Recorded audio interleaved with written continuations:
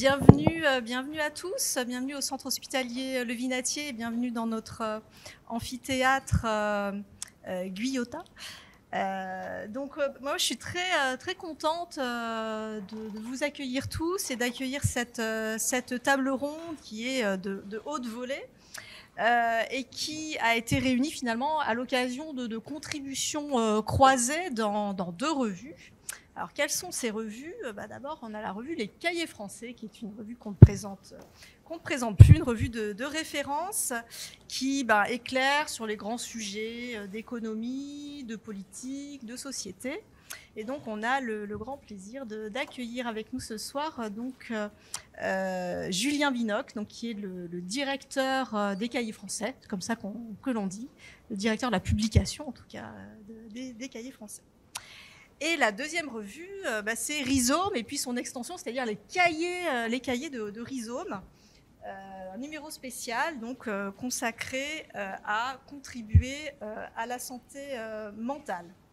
Alors, cette revue, elle est peut-être un petit peu moins connue. Donc, c'est la revue qui est éditée par notre équipe de recherche et de ressources, l'Orsper Samdara. Alors, pour vous remettre un petit peu l'Orsper dans le paysage de la recherche au Vinatier, donc l'Orsper fait partie des 12 équipes de recherche qui œuvrent dans notre centre hospitalier.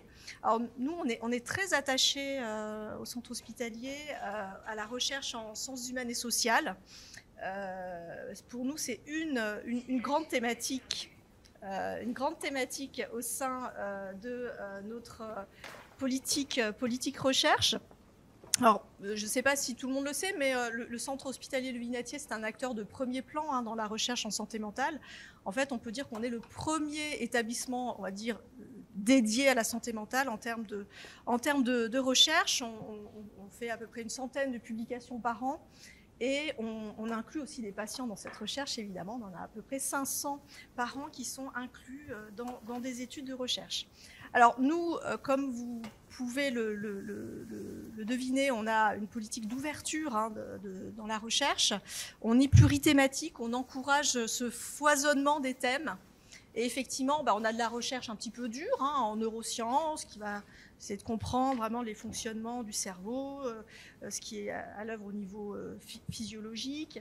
Mais on a aussi des champs de recherche qui vont porter sur le suicide, sur l'autisme, la psychiatrie de la personne âgée, la psychiatrie légale, et puis jusqu'aux travaux en sciences humaines et sociales. Voilà ce que j'avais à dire pour vous présenter un peu le paysage de la recherche. Alors, moi, je suis très contente aussi que les Cahiers Français aient choisi de faire ce numéro sur la santé mentale, parce que finalement, c'est un signe que la santé mentale, c'est en fait maintenant, c'est devenu une préoccupation sociétale. En fait, ça y est, la santé mentale, c'est sorti des murs de l'hôpital psychiatrique, du cercle des psychiatres. D'ailleurs, la santé mentale n'est pas synonyme de psychiatrie, c'est un champ beaucoup plus vaste. Et donc c'est pour ça que je pense qu'on est, c'est assez symptomatique que votre revue se soit attachée à ce sujet. Alors on en parlait juste avant, évidemment la crise sanitaire a mis considérablement en lumière ce sujet. Finalement, ça a révélé cette crise, les fragilités de l'état de santé mentale en France. Et juste un chiffre qui, d'ailleurs, c'est bon, vous avez mis le même dans votre cahier, c'est bien ce chiffre-là à retenir, c'est qu'un Français sur 5 est concerné par un problème de troubles psychiques ou de maladies psychiatriques, donc c'est absolument énorme. Il me semble que si on veut avoir un point de comparaison, par exemple le cancer, c'est 1 sur 10. Donc on est vraiment sur un phénomène qui touche beaucoup d'entre nous. Et nous, ce qu'on a constaté, c'est que finalement, le Covid a révélé la fragilité, mais l'a aussi amplifié, malheureusement. Et juste, pour resituer, parce que vous êtes également dans un établissement de santé ici, on a des urgences en psychiatrie, on accueille des urgences psychiatriques, et ces urgences, en 2 ans, ont augmenté leur activité de 30%. Donc c'est absolument énorme, on n'a jamais vécu ça. Et si on s'attarde plus particulièrement à la santé des adolescents, on a eu, pas plus 30%, on a eu plus 150% d'admission, de passage par nos urgences avec des états de crise suicidaire. Ce qui est quand même positif, c'est que dans ces publications, dans ces 2 revues, finalement, vous ne portez pas de regard fataliste sur cet état. Vous pointez également les voies de soins et tout ce qui peut être fait pour remédier à cette situation, la prévention, le repérage précoce, et puis des soins qui sont de plus en plus centrés sur le rétablissement, sur vraiment la réinsertion, l'inclusion des patients. Et c'est tout à votre honneur, et nous travaillons au centre hospitalier Le Vinatier avec nos équipes de soins également dans cet état d'esprit. J'ai vu dans la salle d'ailleurs Mélanie Strichan qui fait partie d'une équipe mobile qui est totalement dans cet esprit du rétablissement. Voilà, donc je m'en arrête là, je ne vais pas en dire plus. Maintenant, place aux intervenants. Donc, je peux peut-être me permettre de les citer. Donc, il y a Julien Vinoc qui va nous rejoindre. Et puis, nous aurons également Nicolas Chambon, donc, qui ne s'est pas vraiment présenté, mais on peut quand même dire que vous êtes un sociologue. Voilà, que vous écrivez beaucoup dans Rhizome, mais également dans d'autres revues. Vous contribuez énormément à nos travaux de recherche. Nous avons également donc Andrea Tortelli, donc qui est psychiatre, c'est ça, qui travaille. Pardon, excusez-moi, Andrea, et qui travaille donc à l'équipe mobile psychiatrie précarité du GHU Paris Psychiatrie Neurosciences. Nous avons également Coralie Gandré, voilà, qui est donc chercheuse en santé publique à l'IRDES. Voilà. Nous avons également des personnes concernées, aussi des pères aidants chez nous, voilà, Lofty, et donc Jennifer Borsellino, excusez-moi, voilà. Et puis avec donc la responsable du CN2R, qui j'ai fait connaissance, donc Gwenola Bonnord, voilà. Voilà. Est-ce que j'ai oublié quelqu'un? Non, je crois pas. Je crois que c'est tout. Donc, merci au comité d'organisation également, donc à l'équipe Lorsper. Merci à Aurélien, donc qui est chargé de communication scientifique, et puis merci au Cahier français également pour l'organisation de cet événement. Et donc, nous nous retrouvons à la fin des interventions pour un buffet convivial. Bonne soirée.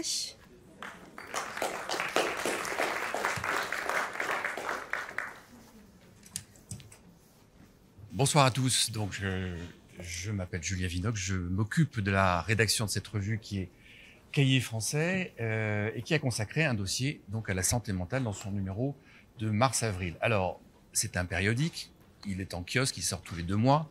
Donc, si vous allez en kiosque, malheureusement, comme il date de mars-avril, vous ne pourrez plus le trouver. Mais, néanmoins, il est disponible en librairie et il est toujours disponible également sous forme numérique, EPUB ou PDF. Et nous avons, à l'occasion de cet événement, qui est organisé par Horsper Sandara, Le Vinatier, que je tiens à remercier pour cette initiative très heureuse, nous avons fait un tiré à part, c'est-à-dire que nous avons fait un petit...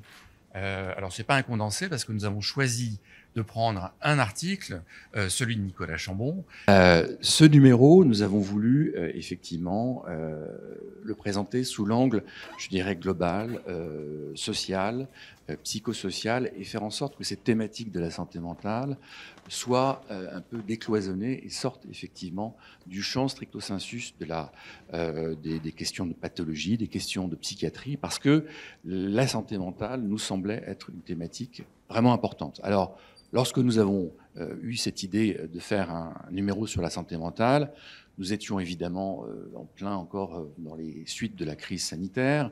On avait eu l'occasion de pointer les grands problèmes qu'il y a pu y avoir chez les publics les plus fragiles, en particulier les jeunes, les enfants, les adolescents.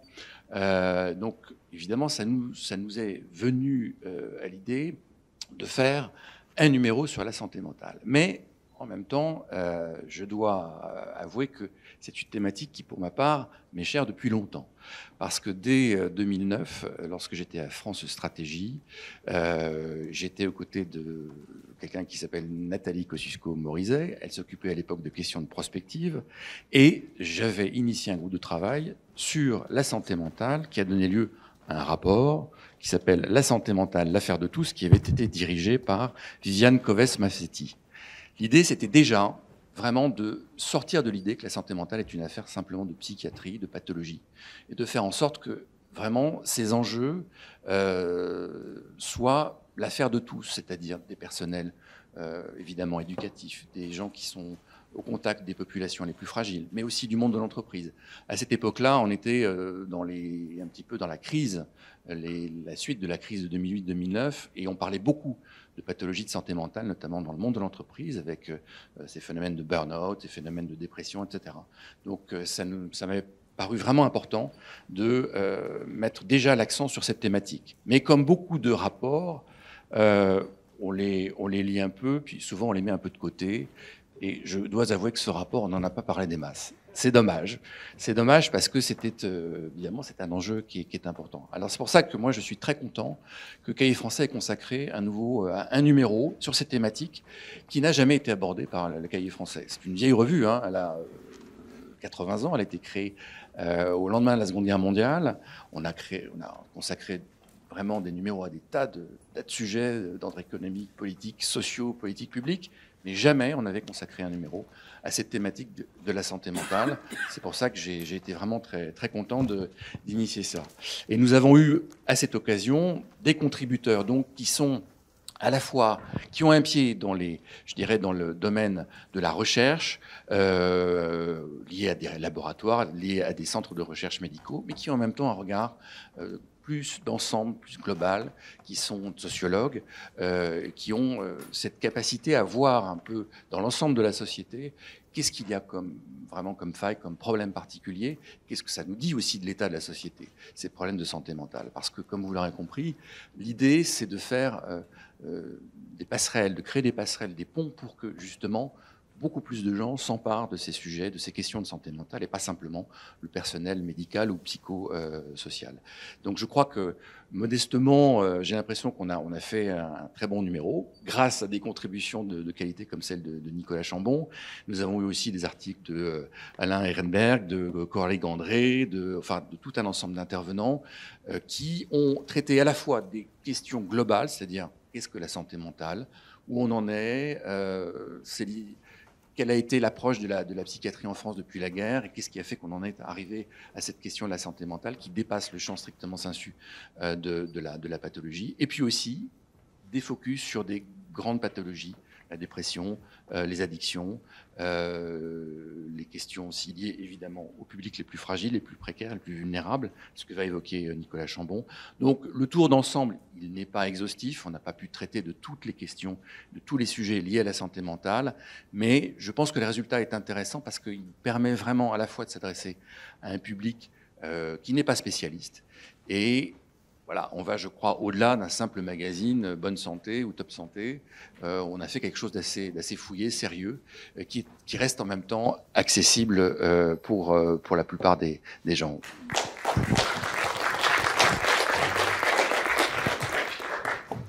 Merci. Alors déjà, bonsoir à tous et puis merci aux organisateurs pour cette invitation, parce que je suis ravie de venir présenter l'article qu'on a écrit dans les Cahiers Français avec vous.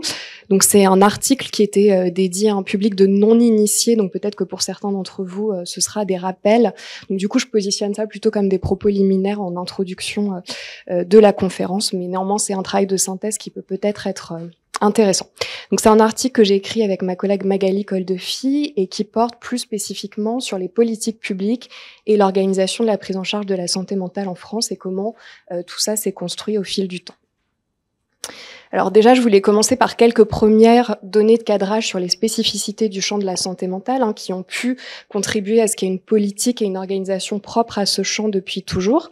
Donc déjà, dans ce champ, on a un fardeau épidémiologique qui est particulièrement marqué, ça a déjà été dit un petit peu, mais les données de consommation de soins montrent que chaque année, il y a plus de 8 millions de personnes avec une prise en charge spécialisée pour un trouble psychique ou un traitement psychotrope seul dans le système de santé français. Donc forcément, ça associe également un fardeau économique. C'est le premier poste de dépense de l'assurance maladie.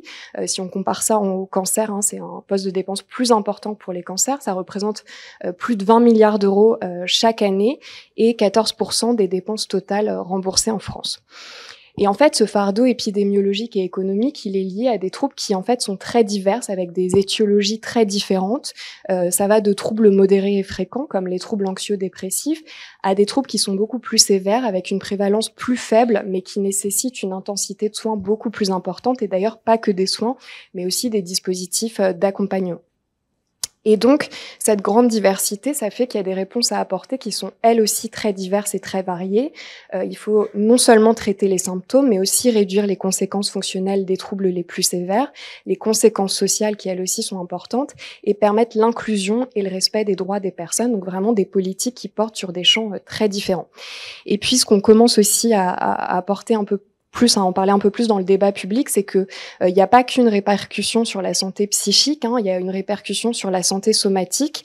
On a fait des travaux à l'IRDES qui ont porté sur l'espérance de vie des personnes vivant avec des troubles psychiques, qui ont montré une réduction de l'espérance de vie à 15 ans en moyenne de 16 ans pour les hommes et de 13 ans pour les femmes, une mortalité prématurée quadruplée par rapport à la population générale, et les causes de décès en fait sont les mêmes qu'en population générale. Les principales causes de décès, ce sont les cancers et les maladies cardiovasculaires. En plus de ça, ce sont des troubles qui sont associés à une stigmatisation importante, des troubles qui ont un caractère durable et évolutif, et ce sont les seuls troubles pour lesquels dans la loi, il y a la possibilité de fournir des soins sans consentement. Donc tout ça fait que voilà, la politique et l'organisation propre à ce champ ont été vraiment différentes des autres spécialités médicales. Alors c'est un champ qui a connu de nombreuses mutations au fil du temps. Il est régi par des politiques publiques dédiées seulement depuis le 19e siècle. Et ces politiques publiques, on va voir qu'elles ont connu des évolutions qui sont majeures et qui ont parfois été en opposition les unes avec les autres. Alors à titre d'exemple, au départ, on a soutenu des soins hors du milieu de vie des personnes en jugeant que c'était protecteur pour elles. Puis en fait, on s'est dit que non, il fallait soutenir des soins au plus près du lieu de vie des personnes parce que c'était protecteur pour elles. Au début, on s'est dit qu'il fallait se centrer sur un acteur unique, et puis après, on s'est rendu compte qu'il fallait en fait s'ouvrir à plein d'intervenants diversifiés. Donc cette évolution, hein, elle s'est faite en même temps que l'évolution des connaissances sur ce champ. Alors la première réponse sanitaire, ça a été l'asile, avec la loi du 30 juin 1838 qui stipule la création d'un asile dans chaque département ou la convention avec un autre département. Et en fait, c'est vraiment la première réponse sanitaire pour la prise en charge des troubles psychiques, parce qu'avant, ils étaient mis dans des prisons ou dans des institutions pour indigents. Donc une réponse qui était absolument pas sanitaire.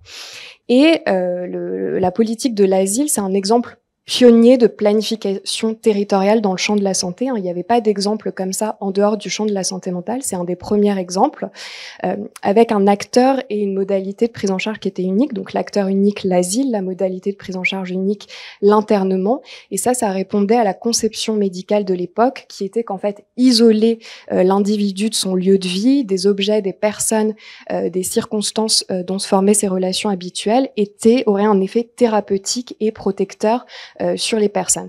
Et la prise de conscience de la nécessité de changer de modèle, en fait, elle est intervenue assez tard. Alors au décours de la Seconde Guerre mondiale, notamment du fait qu'on a découvert que beaucoup de personnes vivant dans des asiles étaient mortes de faim et d'isolement au cours de la guerre. Donc ça a beaucoup choqué. Et puis aussi en lien avec le développement des médicaments psychotropes qui facilitent, bien entendu, la sortie de l'internement. Alors ensuite, la deuxième évolution majeure en organisation des soins et en politique publique, ça a été la politique du secteur psychiatrique qui, là, cette fois, venait viser à inscrire la personne dans son environnement et à maintenir la personne dans son environnement de vie. Donc le secteur psychiatrique, il a été mis en place par la circulaire du 15 mars 1960 et il imposait une coordination du parcours de santé mentale, donc un parcours très vaste cette fois, depuis la prévention et les soins jusqu'à la réinsertion, pour un acteur unique qui devait respecter connecter, enfin permettre un principe de continuité et de proximité des soins. Donc là, on observe une rupture quand même assez marquée avec le système asilaire, où il n'y avait pas du tout ce principe de proximité des soins et il n'y avait pas non plus cette diversité des prises en charge qui était proposée. Et puis le secteur psychiatrique, ce qui est intéressant aussi, une de ses caractéristiques intéressantes, c'est la responsabilité géopopulationnelle qui lui est donnée. Donc là encore, ça réaffirme la dimension territoriale de la politique de santé mentale, qui a été longtemps spécifique à ce champ et précurseur par rapport à d'autres spécialités médicales. Et en fait, cette responsabilité géopopulationnelle, c'est la responsabilité pour une équipe pluriprofessionnelle, donc à la fois médicale, mais aussi paramédicale et parfois sociale, toujours rattaché à un établissement hospitalier, à s'occuper de la population de l'ensemble d'un territoire donné.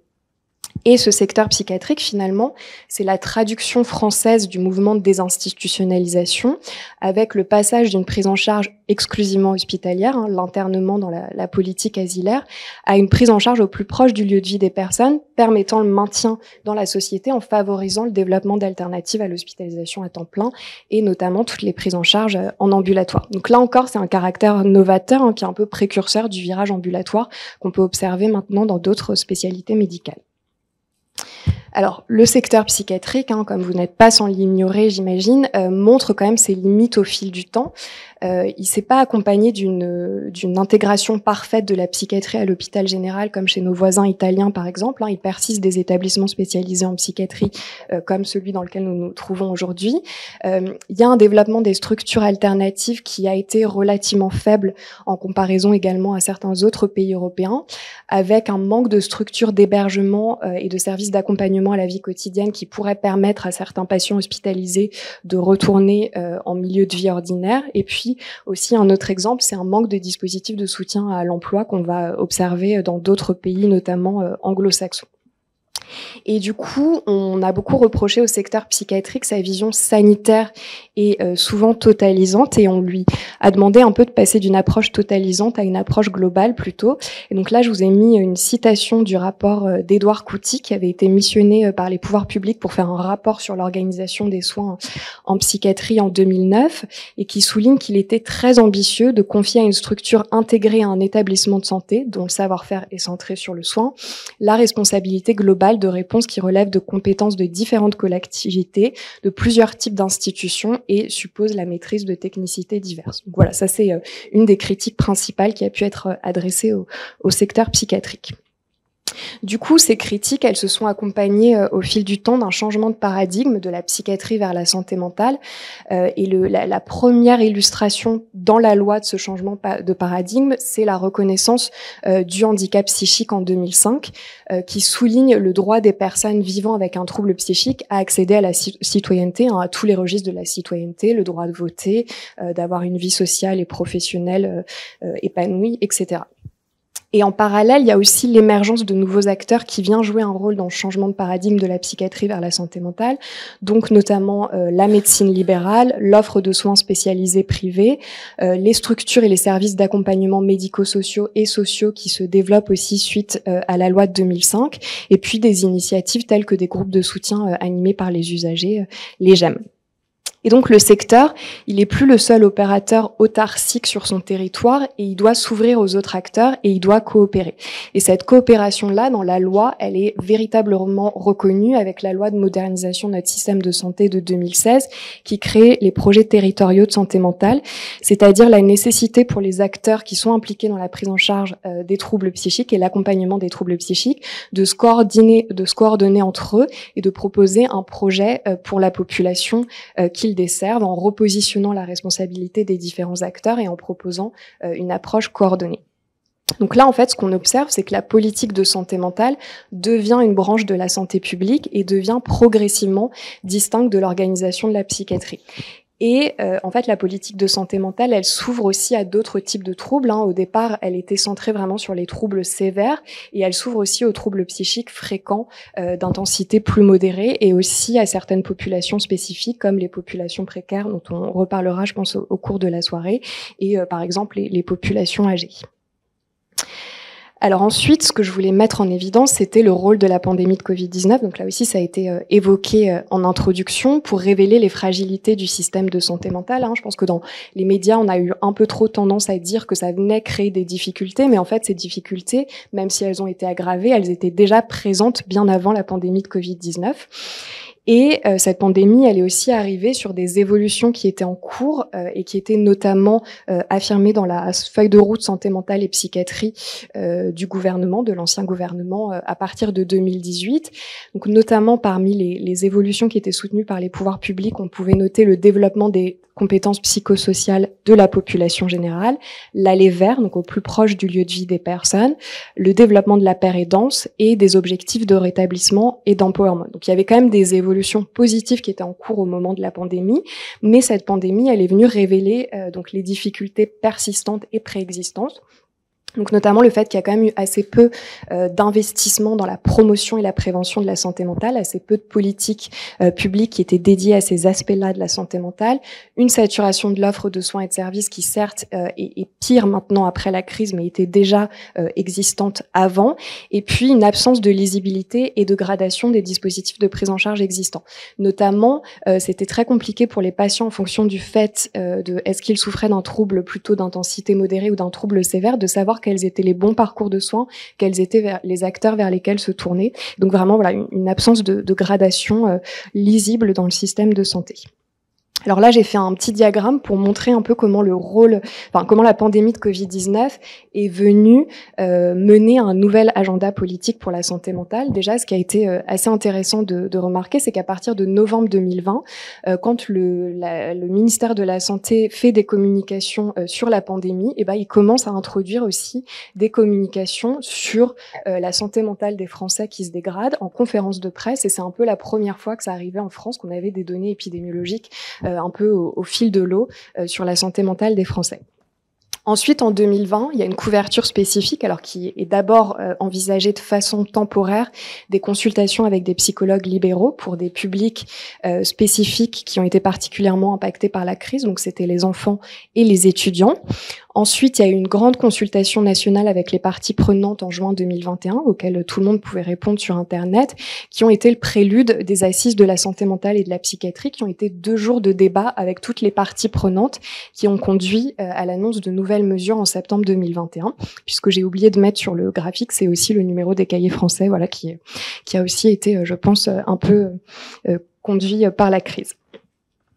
Alors, les dynamiques en cours suite à ces assises de la santé mentale et de la psychiatrie, c'est déjà l'inscription de la prise en compte de la santé mentale dans une perspective interministérielle et donc la reconnaissance que la santé mentale, ça a des déterminants multifactoriels et aussi des conséquences multidimensionnelles.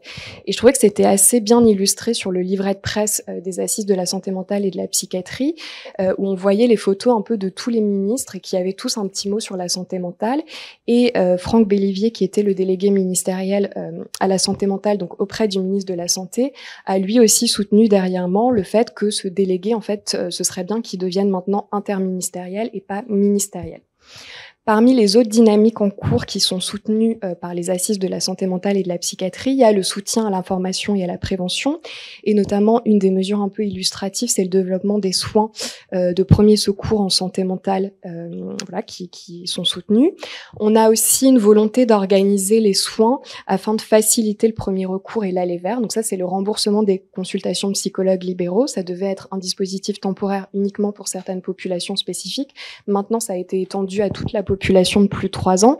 Après, ce qu'on peut regretter, c'est que ce soit centré uniquement sur les troubles fréquents et d'intensité modérée, alors qu'en fait, des personnes avec des troubles psychiques sévères en bénéficieraient. Donc, il me semble avoir lu dernièrement que c'était une évolution qui était à la réflexion, donc ce sera à suivre. Et il y a aussi le développement d'équipes mobiles qui est ressoutenu par les assises de la santé mentale et de la psychiatrie, notamment d'équipes mobiles pour les personnes âgées et d'équipes mobiles précarité. Et puis, il y a un investissement dans la recherche également. Donc, il y a 1,9 milliard d'euros qui ont été annoncés sur 5 ans pour ces politiques-là.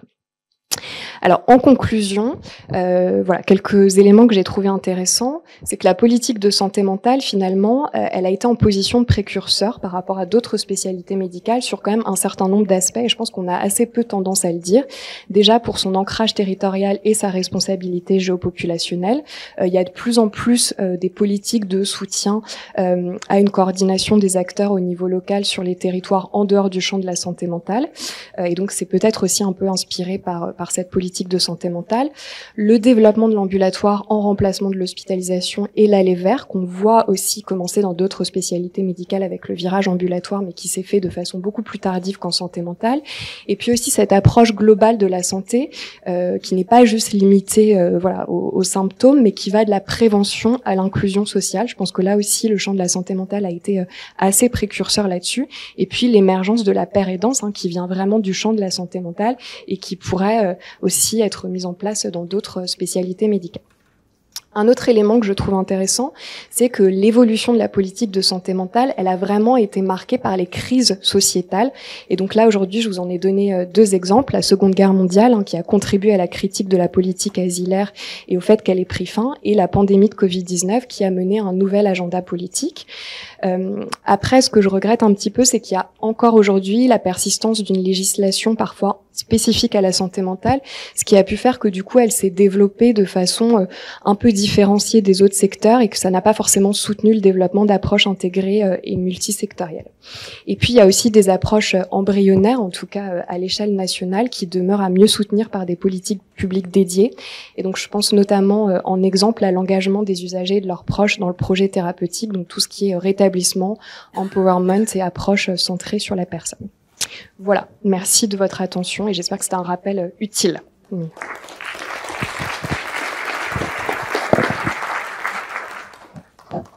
Merci beaucoup Coralie pour cette intervention très très claire.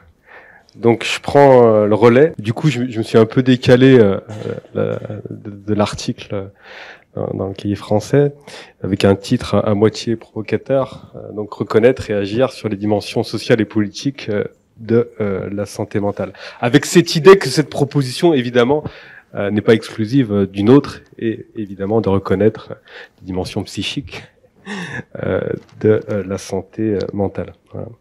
Donc, l'article dans les cahiers français portait sur la santé mentale des populations vulnérables, donc venait thématiser le fait que il y a des liens entre vulnérabilité sociale et santé mentale.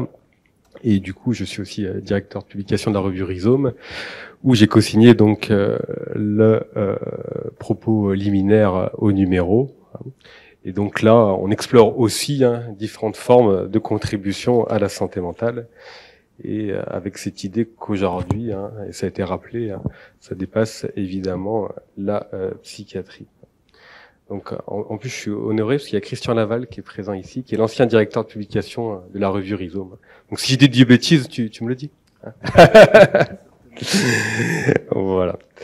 Donc, avant de décoller un petit peu, donc l'impact de la précarité sur la santé mentale fait aujourd'hui l'objet quand même d'un consensus scientifique, ce qui n'était pas le cas, je pense, Christian, il y a une vingtaine ou une trentaine d'années. Il y a quand même une évolution qui fait qu'aujourd'hui, on ne le discute plus forcément. La précarité économique, du logement, de l'emploi vont être un des déterminants de la santé et de la santé mentale. Ce qui avait aussi amené l'Observatoire, leurs pairs, notamment Christian Laval et Jean Furtos, c'est que c'est pas forcément qu'une considération objective. On peut aussi avoir et avoir peur de perdre. Voilà. Ça parle aujourd'hui. Je pense que ça nous parle tous et toutes. Le fait qu'on peut avoir un logement, on peut avoir un travail et on peut être précarisé dans le rapport qu'on a au logement ou au travail. Donc c'est une problématique générale. Tout ça nous fait dire que effectivement l'influence exercée par l'environnement doit être prise en compte dans la définition de la santé mentale et donc des réponses à apporter à la souffrance et aux problématiques de santé mentale. Donc, du coup, le lire, le comprendre, ça invite aussi à agir. dans une perspective de santé mentale, on peut aussi agir sur les dimensions sociales et politiques. Voilà. Ce que je mets sur le slide là, qui est pas forcément présent dans l'article, qui est quand même bon à rappeler, hein, c'est que cette notion de santé mentale est aussi socialement, culturellement, géographiquement, hein, historiquement située. Donc, ça évolue. Ça évolue très vite, en fait.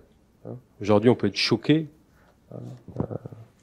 de certaines manières de penser.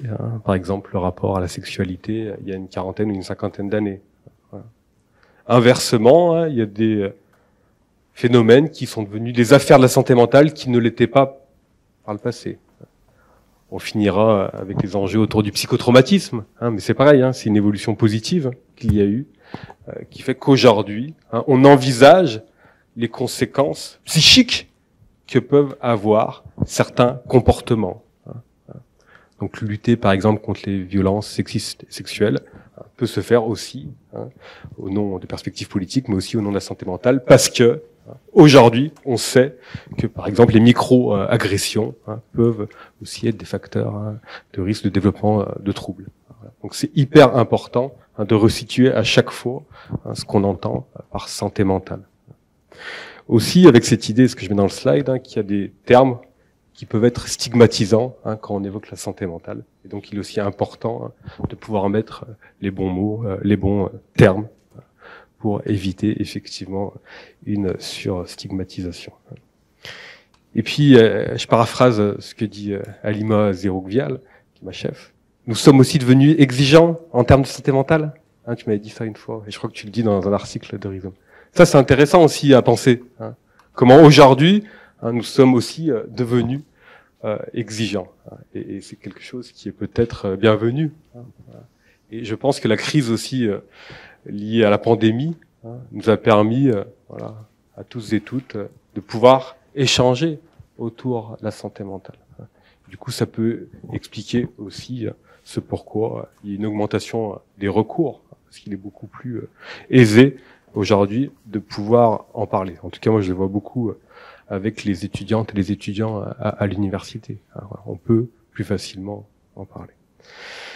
Voilà. Ce qui est dit dans l'article, je vais pas en faire des tartines, mais il y a une hétérogénéisation des visages de la grande précarité. Voilà. Donc la figure du grand marginal ne recouvre plus forcément une réalité aujourd'hui. Et il y a des publics avec des problématiques spécifiques. Enfants, femmes, personnes âgées, personnes migrantes. Ce qui est intéressant là pour moi à vous dire, c'est qu'à chaque fois, elles appellent peut-être à des réponses aménagées. Les institutions, notamment l'hôpital, sont mis à l'épreuve des singularités. Et donc, des besoins spécifiques à chaque fois qui se créent. On demande aussi à être reconnu, à juste titre, dans notre singularité. Parfois, c'est très concret. On évoque les personnes migrantes. Pour celles qui parlent, par exemple, pas français, ça peut nécessiter le recours à un interprète. Donc, comment s'organiser pour que les personnes puissent parler dans leur langue. Pour ces populations qui peuvent être en situation de précarité, et c'est des choses qui sont bien documentées aujourd'hui, il faut savoir que l'attente, l'incertitude peuvent être aussi des facteurs générant de la souffrance et de l'angoisse.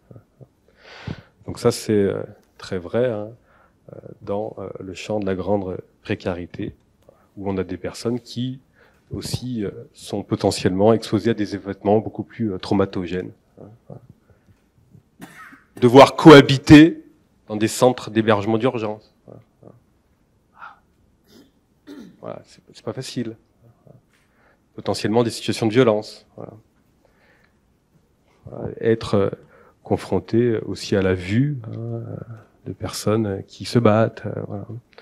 Dormir à la rue, tout ça crée aussi beaucoup à la fois d'angoisse, mais aussi de potentielles situations traumatogènes. Donc tout ça pour dire que évidemment la réponse est sur le terrain social et politique, mais de fait la psychiatrie peut y contribuer. Donc ça, c'est un peu la difficulté du truc.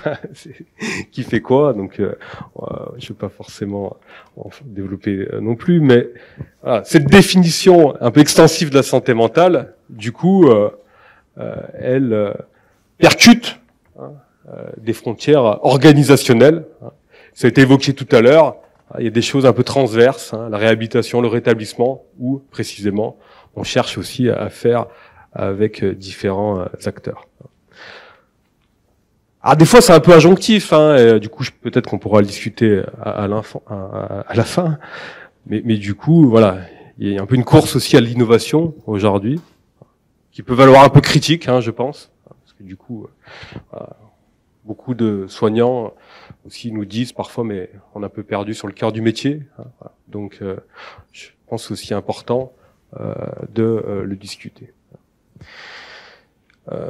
En tout cas, ce qui est sûr, c'est qu'aujourd'hui, il y a un enjeu à prendre soin des revers de l'autonomie, de cette injonction à l'autonomie, et à chaque fois se poser la question des attachements sécures, qui sont importants effectivement pour se développer. Donc, perméabilité des frontières.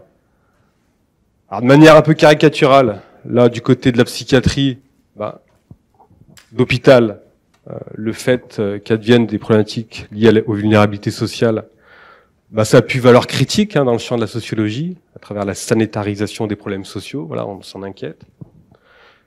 Je vous propose aussi qu'on retourne les choses. Ça permet aussi d'envisager pour les acteurs du champ de la psychiatrie et de la santé mentale, finalement comment être concernés par ces problématiques-là.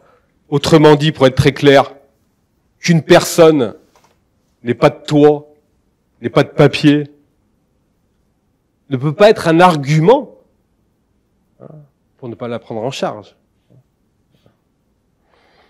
On peut pas lui dire, voilà, revenez quand vous aurez un toit, ou revenez quand vous serez bien intégré. Et puis, cette question du social à l'hôpital, pour être caricatural, oblige aussi à la pluridisciplinarité, à la circulation des savoirs. Les savoirs notamment sur le contexte social, culturel, ça devient important pour appréhender la réalité vécue par les personnes. Ce que je dis souvent, comme le psychique vous enquête, le social vous enquête. Et on voit bien aujourd'hui comment les parcours des personnes en situation de précarité sont éminemment complexes. Et puis, effectivement, ça redimensionne le collectif, la notion de collectif. Alors ça, c'est pas facile non plus. Je vois qu'il y a dans la salle des personnes qui travaillent en permanence d'accès au centre de santé ou en équipe mobile à psychiatrie précarité. Le collectif, c'est l'équipe. Des fois, c'est un peu tendu avec l'hôpital aussi. Donc, il faut aussi trouver des ressources au sein de l'hôpital, mais aussi ailleurs. Et donc, il y a un enjeu très important à être soutenu dans son activité. Du côté du champ de l'intervention sociale, et il y a je crois des personnes qui sont étudiantes dans le champ d'intervention sociale, en tout cas j'ai vu tout à l'heure. Donc il y a aussi un enjeu à dépasser une représentation parfois négative de la santé mentale. Aujourd'hui, la puissance publique est aussi en attente pour une forme de montée en compétences en termes de santé mentale du côté des intervenants sociaux. Ce qui me semble important, c'est aussi de réfléchir aux potentiels effets iatrogènes de modalités d'hébergement, d'accompagnement. Donc ça, aujourd'hui, c'est très réfléchi, même si peut-être pour l'instant, ce n'est que des mots par rapport aux politiques de logement d'abord. Se dire, voilà, il est important aussi de bien loger les personnes. Quand je dis des temporalités de l'accompagnement problématique, ça vous avez sûrement beaucoup d'exemples en tête. 21 jours pour faire un dossier, tant de temps pour faire la demande d'asile. Tout ça, ça peut potentiellement créer des situations hyper problématiques, et notamment par rapport aux questions de traumatisme, voire de psychotraumatisme. La temporalité du sujet n'est jamais en phase avec les temporalités administratives. Donc, faut que ça jongle, quoi. Hein, voilà. Et parfois, on se retrouve en difficulté pour faire rentrer les choses dans les cases. Ce qui nécessite aussi aujourd'hui peut-être de la médiation par endroit. Et puis voilà, on peut aussi penser que dans beaucoup de champs, la logique de sanction qu'on a pu connaître dans l'intervention sociale, mais peut-être aussi à l'école, et voilà, contre-indiqué si on prend le logiciel de la santé mentale. Donc aujourd'hui émerge de plus en plus cette question de réduction des risques et des dommages. Et du coup, cette perspective vient s'opposer à une autre manière de penser, par exemple, l'éducatif. Bon, du coup, je passe un peu vite. Donc, parmi les déterminants que j'évoque dans l'article sur les difficultés de l'accès aux soins en santé mentale, à mon avis, il y a une problématique d'ordre organisationnel. Bon, ça, c'est une évidence pour vous, mais c'est important à rappeler. Quand même, il y a une inadéquation entre l'offre et les besoins.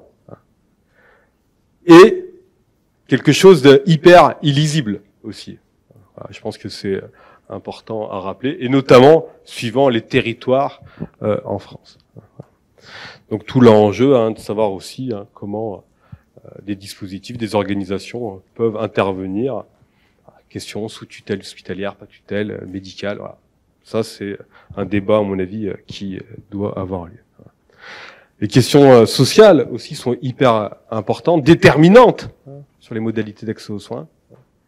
Voilà, il y a quand même beaucoup d'espace où les questions de santé mentale sont stigmatisées et peuvent être un frein aux demandes. Donc il y a un enjeu à cet endroit-là aussi, et un levier d'action important. J'entends des voix, à qui j'en parle. Aujourd'hui, vous partagez ça alors que vous êtes hébergé dans un centre d'accueil pour demandeurs d'asile, ça peut être compliqué. Il y a peut-être un enjeu, effectivement, à favoriser le fait de partager ces troubles.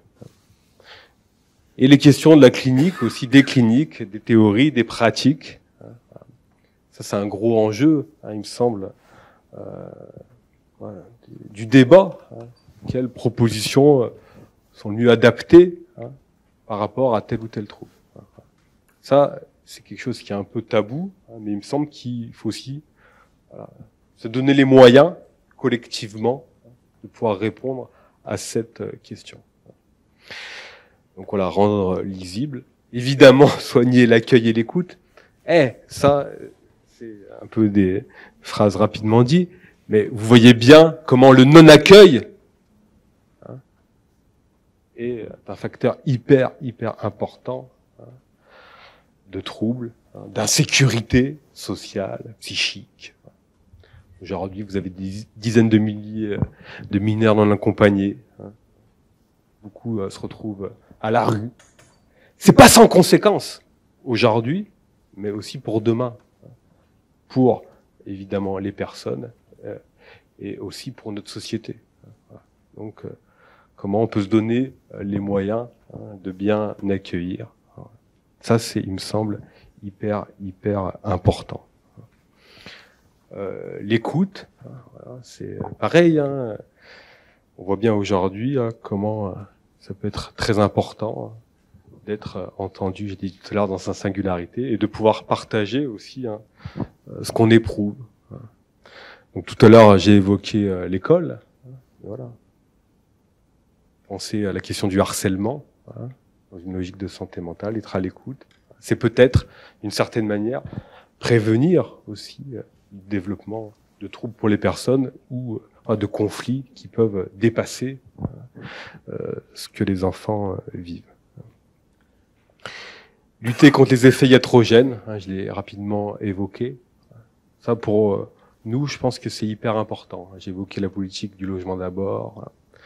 Donc, faire en sorte de bien accueillir, de bien accompagner, avec cette perspective, de mettre au centre la santé mentale des personnes bénéficiaires, des accompagnants, mais aussi de notre propre santé mentale. Hein, on l'oublie, je pense, trop souvent. Hyper important. Moi, c'était un peu ma surprise quand j'ai commencé à naviguer dans le secteur de la psychiatrie et de la santé mentale. C'est aussi de découvrir des soignants qui pouvaient être un peu mal par moment. C'est important aussi de se respecter, de s'écouter. Sans que pour bien soigner, pour bien accompagner, il faut être aussi en situation où on est en capacité de s'écouter. Donc voilà, la proposition que je fais à la fin du slide et qu'on fait aussi dans Rhizome, c'est la santé mentale comme vecteur de solidarité, avec cette idée qu'au nom de la santé mentale, précisément, on peut aussi envisager lutter contre la domination, contre l'impérialisme, et penser aussi que si on est soignant, si on est intervenant social, si on est personne bénéficiaire, il y a quelque chose là qui met au centre nos préoccupations et qui peut permettre aussi d'envisager nos différences notamment dans notre manière de penser, c'est quoi le bien-être. Voilà. Et je pense qu'il n'y a pas de réponse normative à ça. Ça doit être au contraire un enjeu d'échange, de discussion et précisément un enjeu politique. Je m'arrête là, merci beaucoup et du coup je laisse la parole à Andrea Tortelli qui va thématiser la question du soin psychique des personnes migrantes et après on passera aux collègues du CN2R. Merci Andrea.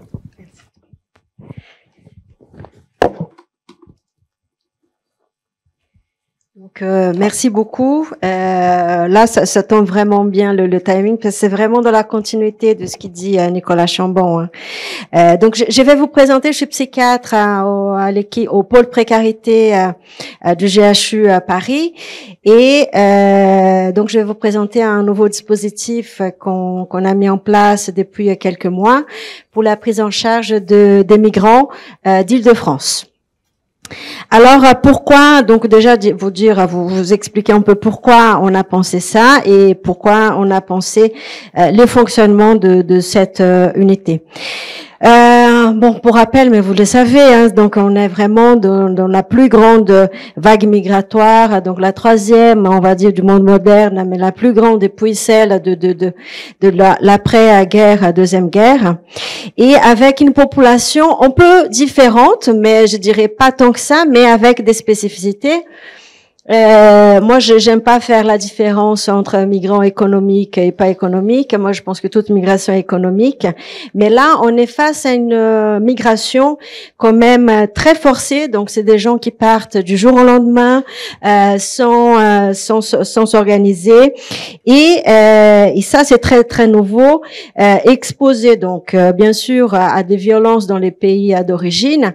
Mais la question du trajet qui vient un facteur de risque de troubles psychiatriques en soi.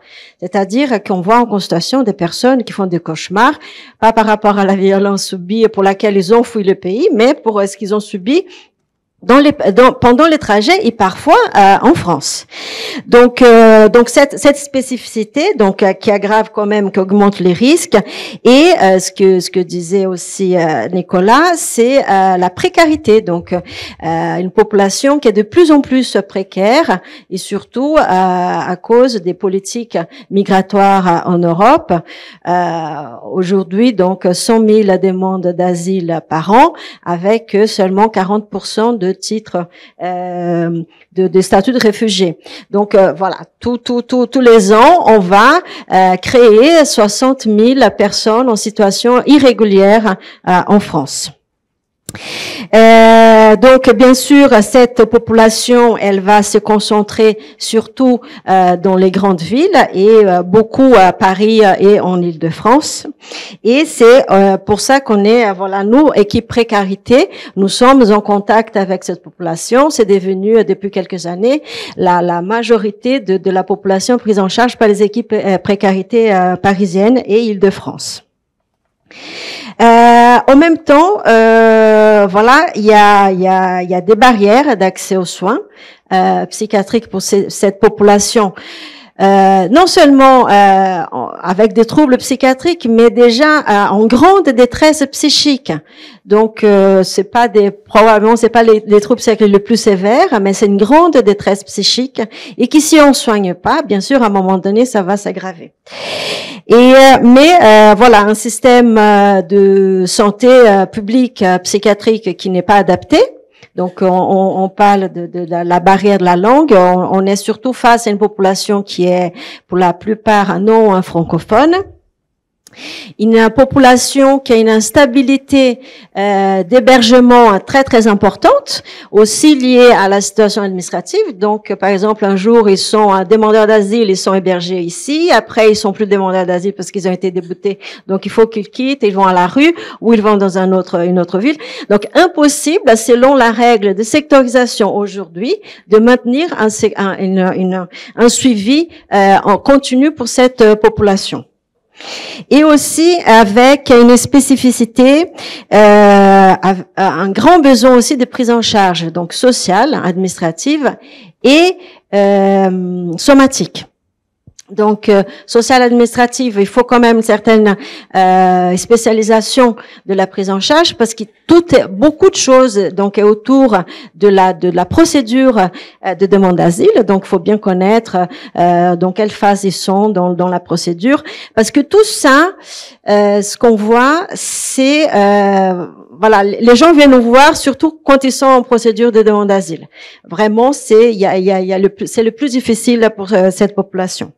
Et aussi la question du somatique.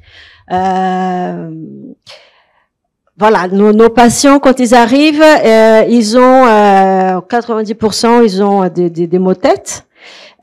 Donc, ok, maux de tête, pourquoi? Bon, parce que déjà, peut-être ils sont dans la rue, peut-être parce qu'ils pensent beaucoup, peut-être parce qu'ils dorment pas.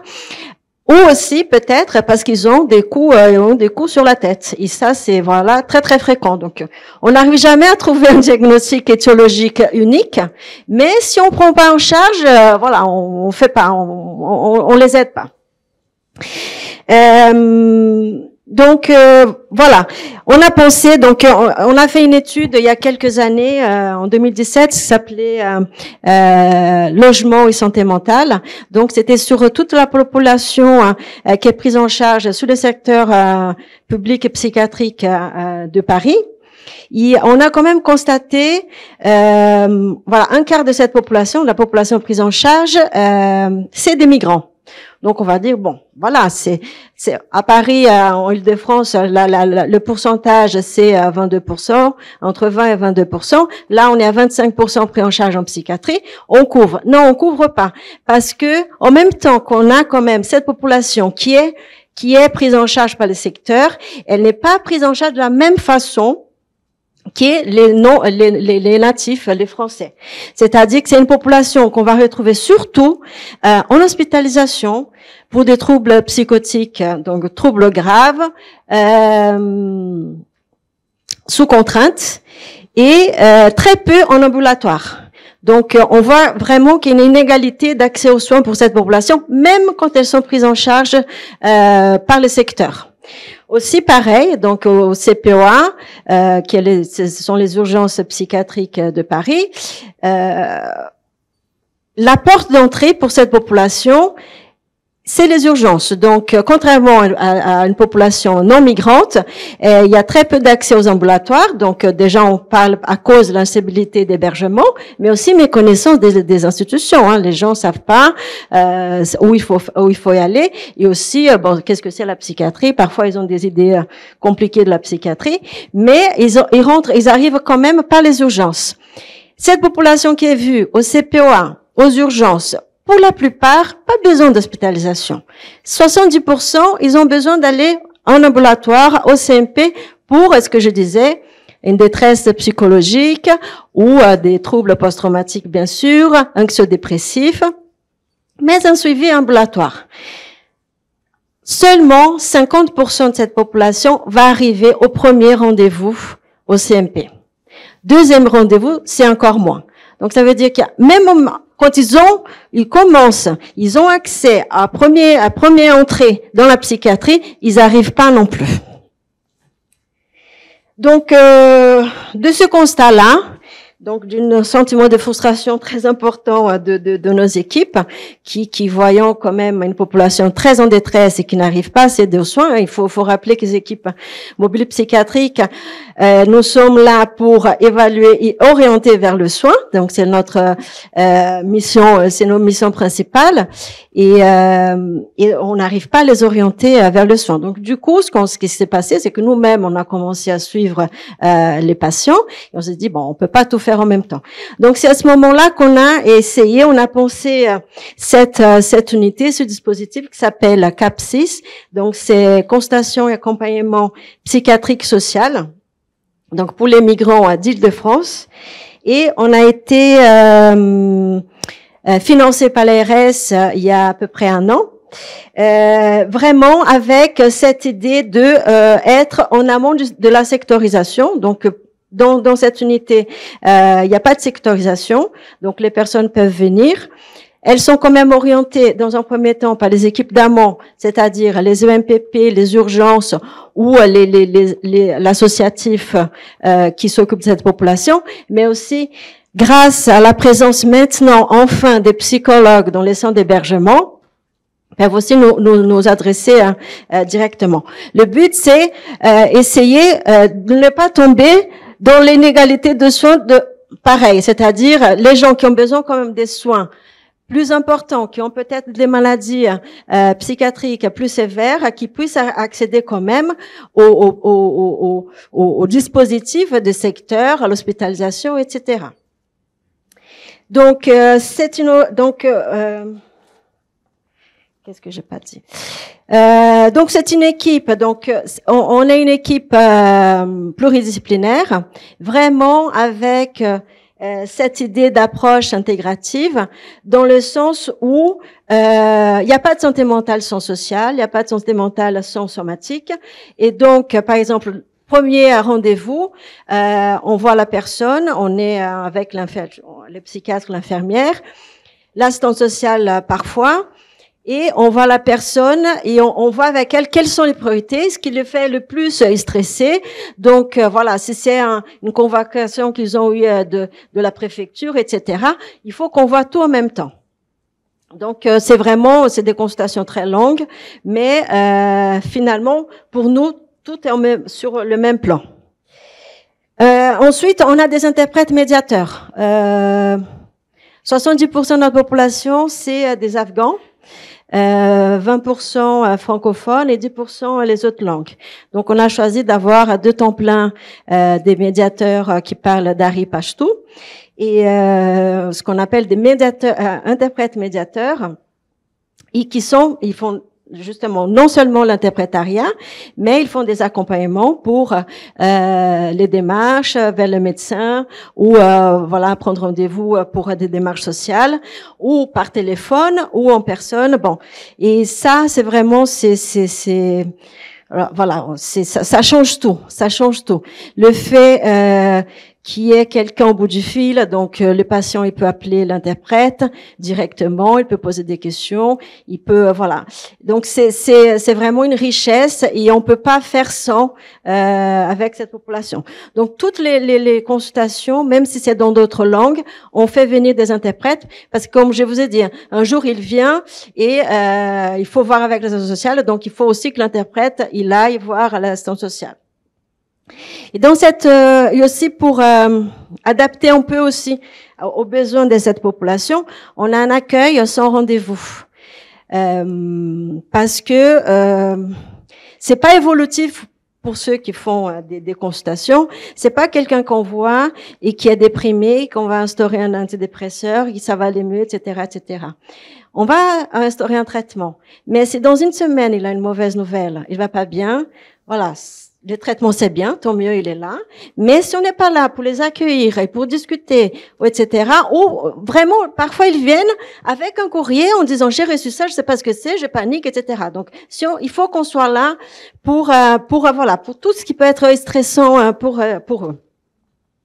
Donc, on a cet accueil. Et, donc, on se dit aussi qu'on fait pas à la place des autres. Donc, on travaille avec les partenaires, donc on fait surtout la coordination médicale et la coordination sociale. La plupart de nos patients, ils sont hébergés dans les centres d'hébergement, UDA, CADA, CHU, etc. Donc, il y a déjà un référent social.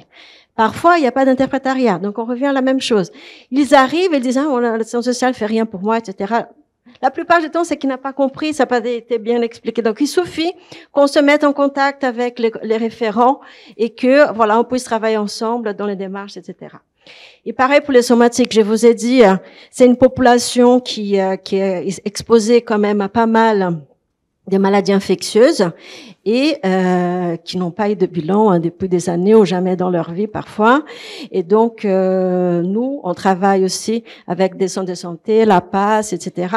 Et on fait cette coordination médicale si nécessaire. Bon, de toute façon, on fait toujours un bilan d'entrée ils sont très contents, voilà, parce que eux-mêmes ils sont très très demandeurs. Parce que je vous ai dit, la question là de leur chronique, c'est vraiment un point très très important dans la prise en charge. Ensuite, donc il n'y a pas de durée de suivi. Nous, on se base un peu ce qu'ils font déjà depuis très longtemps nos collègues de l'associatif et qui nous disent aussi que c'est vraiment autour de cette période de procédure de demande d'asile, donc vers 2-3 ans pour une détresse psychologique. Autour de tout ça, pour la prise en charge de troubles post-traumatiques, c'est 99%, c'est chez nous, c'est des diagnostics de troubles post-traumatiques. Mais on se dit que donc, finalement, c'est pas pour ni remplacer le secteur et ni voilà, on est vraiment maillon entre les équipes d'amont, d'évaluation d'orientation et les secteurs. Ce qu'on se dit, c'est que peut-être cette population, elle n'aura pas besoin d'être sectorisée ou prise en charge à vie, etc. C'est un moment dans leur vie pour la plupart et qui, après, ils n'auront pas besoin de soins psychiatriques. Oui, j'ai pas parlé la prise en charge psychologique. Donc, en ce sens aussi, nous, on a choisi vraiment la question de gestion du stress. Donc c'est une prise en charge transdiagnostique et surtout donc basée sur des techniques TCC mais aussi EMDR, mais surtout justement pour apprendre cette population, apprendre les personnes à mieux de donner des outils pour qu'ils puissent gérer eux-mêmes des situations de stress. Et enfin, donc, bien sûr, avec tout ça, il faut mieux connaître et apprendre de notre expérience. Donc, on a aussi un volet recherche et sur lequel, justement, voilà, on essaye de collecter des données et d'apprendre et mieux aussi orienter aussi notre prise en charge. Voilà. Si vous avez des questions après, je vous réponds. Merci.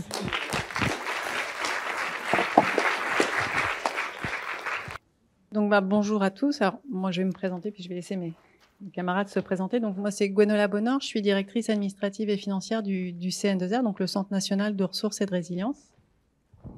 Pour moi, c'est Jennifer Borsellino, membre de la communauté des personnes à l'épreuve du psychotraumatisme du CN2R. Bonjour, moi c'est Lotfi Béchelaoui. Je suis à domicile, je suis père aidant au Vinatier et membre de la communauté des personnes à l'épreuve du psychotrauma.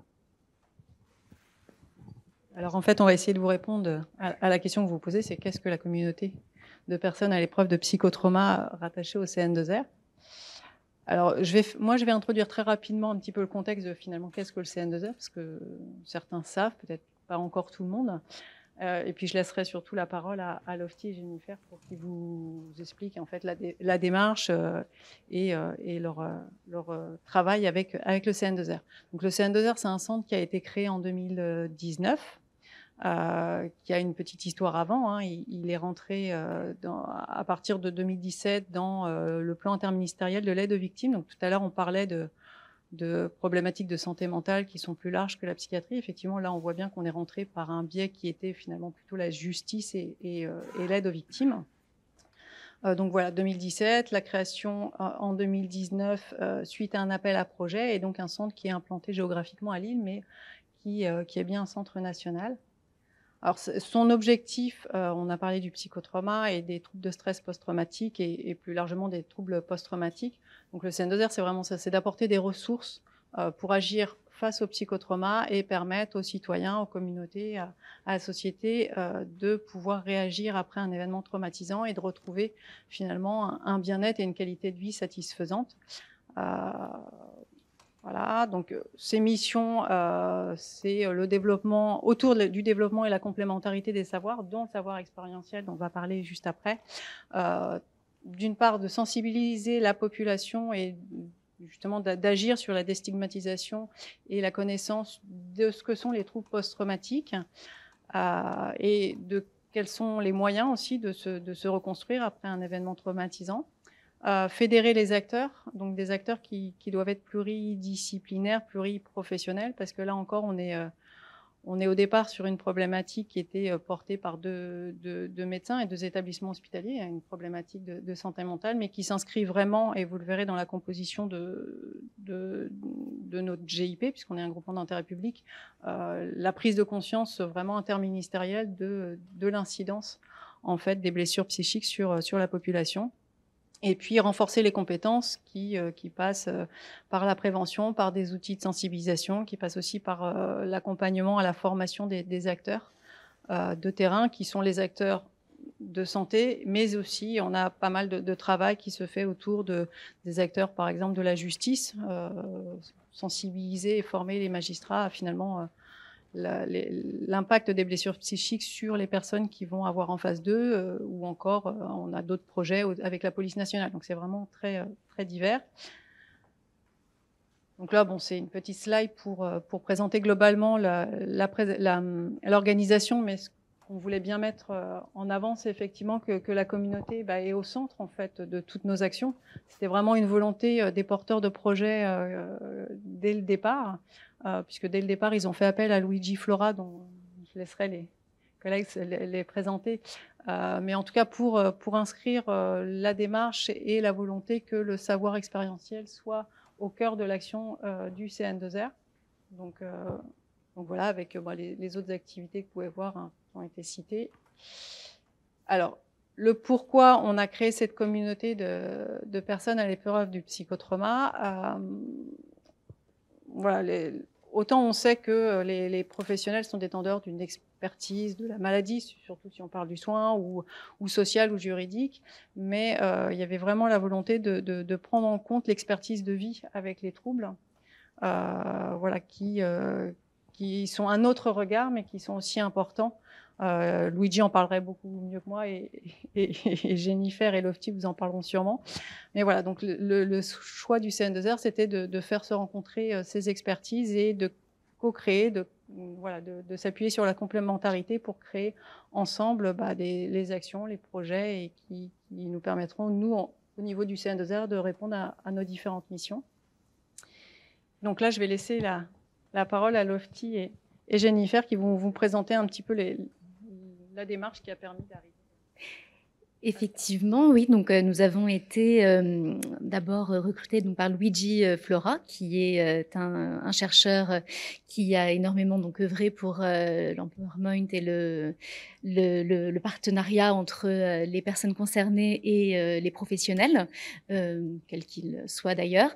Donc, où nous avons pu échanger avec lui, d'abord seul à seul, puis en nous ouvrant sur un plus grand nombre, en fonction des possibilités, des capacités et des envies de chacun. Ça a vraiment été quelque chose de réfléchi, quelque chose qui a été amené un peu à maturation, puisque c'était pas forcément là où est-ce que nous, à la base, on était réellement prédestinés. Donc, il y a vraiment une vraie co-construction d'ailleurs entre Luigi et nous individuellement qui a été menée pendant un temps, puis finalement une rencontre un peu tous ensemble puisqu'on est plusieurs membres où là nous avons commencé un petit peu à échanger entre nous, puis avec l'équipe du CN2R à différents pôles.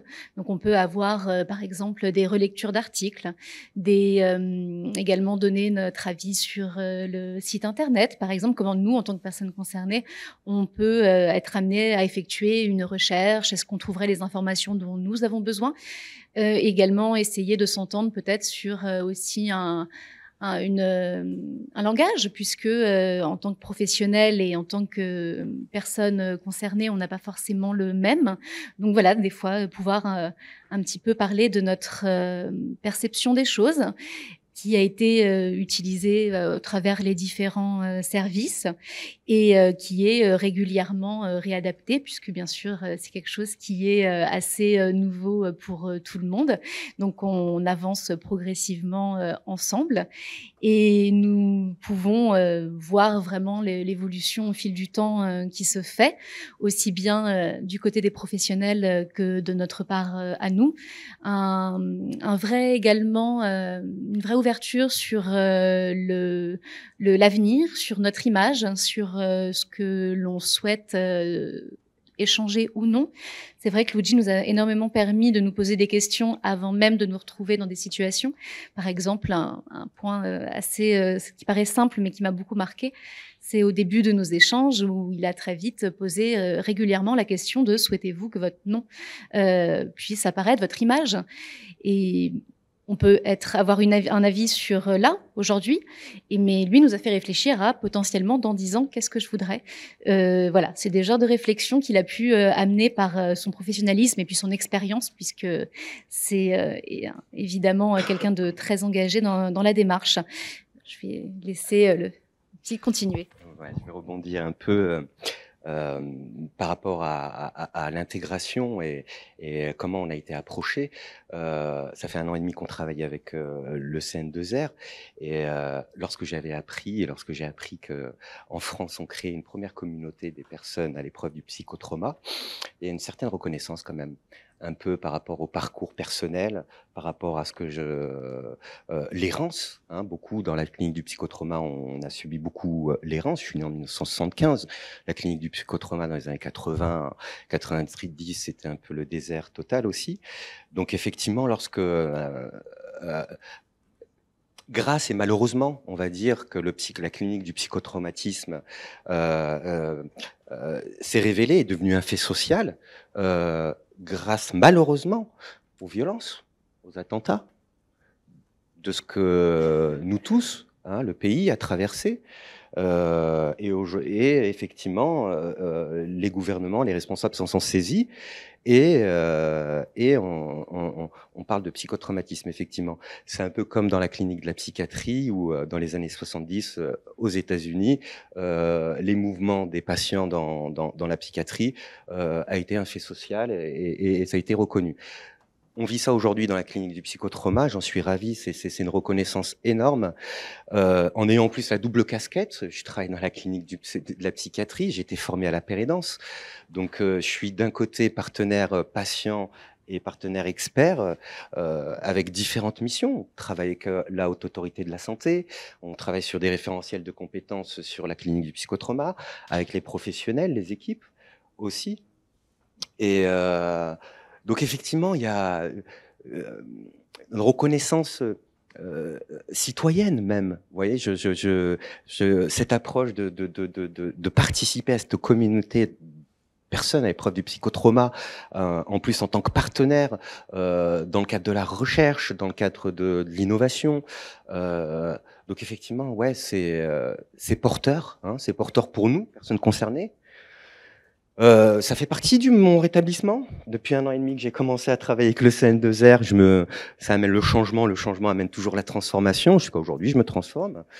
C'est des nouvelles versions de moi là c'est des logiciels qui plus j'avance et plus le logiciel se met en phase et voilà quoi, c'est une reconnaissance forte, une légitimité forte et un chantier énorme, beaucoup de travail.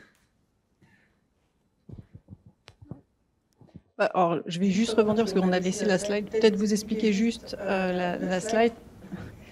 Ouais, non, juste celle-ci. C'était pour indiquer en fait qu'il y avait eu toute une démarche de construction justement avec Luigi de réflexion sur comment créer un référentiel de compétences pour identifier les personnes qui seront en mesure, parce qu'il a eu quand même beaucoup de sollicitations, il y a beaucoup de personnes qui l'ont contacté lorsqu'on a fait la communication, non, si vous voulez rejoindre la communauté. Et donc c'était de son expérience qu'il a beaucoup menée avec le Canada sur le patient partenaire. Voilà, il partait du principe que tout le monde n'est pas en capacité non plus de transférer et de transmettre son savoir expérientiel. Donc il avait fait une grille de référentiel. Bon là je vous la montre comme ça, je ne vais pas vous l'expliquer parce que je la maîtrise beaucoup moins que lui. Voilà, donc le processus avait été ça. Il y avait une communication, il y avait eu un premier contact, un envoi d'un auto-questionnaire pour que les gens puissent déjà réfléchir sur finalement, voilà, est-ce que je suis prêt à transmettre, est-ce que voilà, il avait programmé en fonction des compétences qu'il recherchait. Il y a eu, ce qu'ils ont tout à fait bien raconté, un entretien, une analyse et puis l'intégration au niveau de la communauté. Et bon, ça, je vais passer sur celle-ci, mais globalement, ils l'ont dit, nous aussi, on débute. Hein, moi, c'est la première fois que je participe à ce genre d'aventure. Et c'est très intéressant, ça nécessite des ajustements. Voilà, on apprend à travailler ensemble. Et puis là, on avait mis quelques exemples de partenariats. Certains ont été cités, mais effectivement, de choses qui montent aussi. Enfin, moi, j'ai l'impression qu'il y a des choses qui montent aussi en collaboration. Au départ, on tâtonnait, on était dans la consultation. Et plus on avance, et plus la collaboration est vraiment forte. Hein, vous voyez comment ça.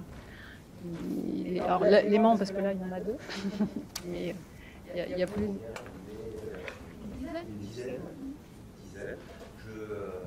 Je suis le seul homme de la communauté. Je représente. C'était pas volontaire. C'est juste que voilà, dans la clinique du psychotrauma, les hommes ont beaucoup du mal à exprimer. Déjà l'expérience du vécu. Et de le partager aussi. Hein. Même moi, lorsque je me suis retrouvé dans ma phase d'éveil, de revisitance, j'ai trouvé qu'autour, en face de moi, des associations où les femmes m'ont porté. Oui. Mais effectivement, c'est dur, effectivement, de pouvoir. Après, oui, ça monte en puissance. On y va doucement parce qu'effectivement, on est intégré dès le début, hein, pratiquement. Hein, c'est pratiquement dès le début. Donc ça monte en puissance, doucement, mais sûrement, et c'est passionnant. C'est vrai qu'effectivement, on a dû veiller à ne pas trop parler au féminin dans le groupe, puisqu'on avait tendance un peu à dire bonsoir toutes. Mais il a été très, très, très attentionné envers nous, à ne pas nous en vouloir.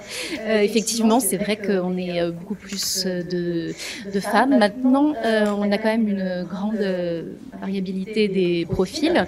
C'est ce qui a été souhaité et qui est tout à fait juste. Et malgré tout, dans cette grande variabilité de profils, on retrouve des caractéristiques qui nous rassemble et avec lequel on a pu nous-mêmes se rendre compte à quel point effectivement c'est des fois le psychotrauma qui parle et non nous. Donc voilà, on a pu effectivement se rendre compte un peu de tout ça. On s'est également formé pendant le Covid, donc il a fallu s'adapter, comme tout à chacun ici je pense. On a beaucoup œuvré donc avec la visio. On a beaucoup appris à se connaître d'un côté grâce à ça nous a permis peut-être des échanges avec une certaine distance sur des événements qui ne sont pas toujours forcément évidents. Peut-être que d'un côté, on y a trouvé du positif. Enfin, nous, c'est ce qu'on en a tiré. On a réussi à communiquer malgré donc cette barrière. Et puis au final, depuis que les choses ont pu évoluer et repasser en présentiel, finalement, le lien s'est tout de suite bien recréé, je trouve. Voilà. Il a été très naturel et puis pareil avec les équipes, il a fallu s'adapter aussi puisque le Covid les a quand même un petit peu beaucoup occupés. Donc voilà, tout ça a été une adaptation, mais en même temps, j'ai envie de dire comme tout le monde, on a fait tout ce qu'on a pu et je pense qu'on peut quand même être fiers de ce qu'on a fait.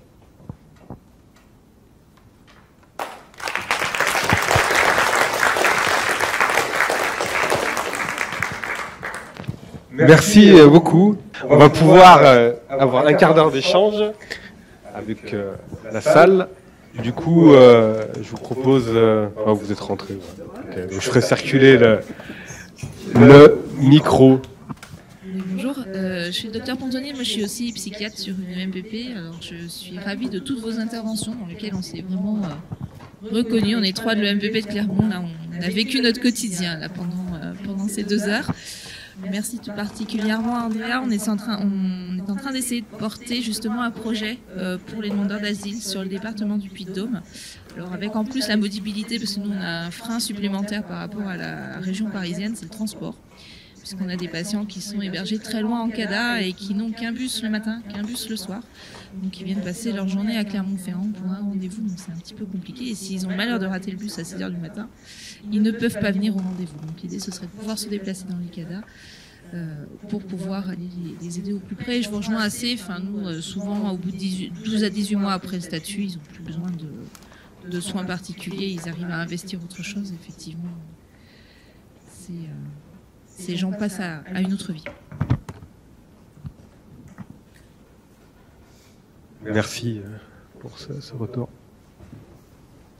D'autres contributions, remarques, questions? Oui. Voilà. Ouais. Pour Andrea? Ok. Vous avez dit que pour le patient, il peut prendre contact directement avec l'interprète, si j'ai bien compris. Est-ce que ça veut dire que l'interprète, il doit être disponible complètement, n'importe à quel moment, à disposition de la patiente? Donc, non, mais c'est une question qui se pose vraiment dans l'équipe parce que comme il y a la barrière de la langue, donc et aussi parce qu'ils sont en effet très très loin, c'est pas se pointer au CMP du coin, donc ils sont très loin et que voilà, ils appellent plus facilement l'interprète qu'un téléphone pro quand même et voilà que le secrétariat. Mais à chaque fois on dit bon voilà, il y a des horaires de travail, les urgences et les urgences, etc. Mais c'est vrai que voilà, parfois ils appellent, ils laissent des messages et les collègues regardent quand même les messages. Mais bon, normalement, non, c'est des horaires de travail avec un téléphone pro.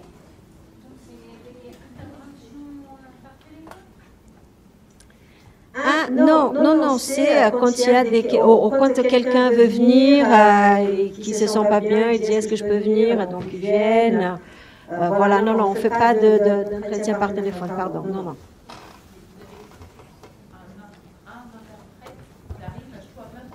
Deux. Ouais.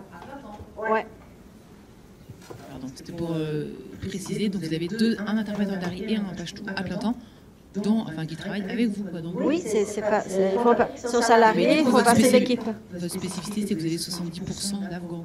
Vous êtes pas monoculturel, mais... On a 27 langues. Hein. 27 langues. Mais c'est vrai que 70%, c'est des Afghans.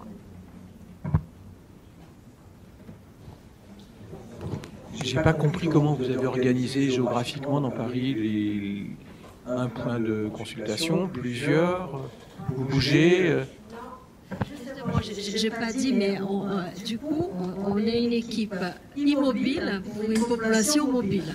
Donc le but, c'est vraiment qu'on soit au même endroit. Donc on a un point, on a une consultation, elle n'est pas à Sainte-Anne, donc ça s'est évolué aussi, et on est dans un centre de santé dans le 20e arrondissement. Merci. D'autres remarques, questions? Sinon, j'en aurais une pour Coralie. Du coup, après, à voir si tu souhaites y répondre. Mais ta perspective de chercheuse en santé publique, je pense, nous intéresse. C'est pour avoir la question qu'il y a aujourd'hui de la prise en charge des psychologues en libéral. Donc, pour des gens comme nous, a priori, ça représentait une avancée. Et il y a eu aussi une forte critique, réticence, peut-être à juste titre, des psychologues. Je l'évoque de manière assez légère dans l'article des Cahiers françaises, que je pense que c'est une question qui est très clivante. Je voulais avoir un peu positionnement par rapport à ça. Je vais bien répondre, mais avant, c'est ça, s'il y a des psychologues dans la salle, parce que j'adapte mon discours. Voilà. C'est psychologue du public ou du libéral? Mais non. Alors je suis d'accord, c'est tout à fait une avancée. Enfin, tout ce qui peut favoriser l'accès aux soins et notamment l'accès financier aux soins de santé mentale, c'est quelque chose de positif.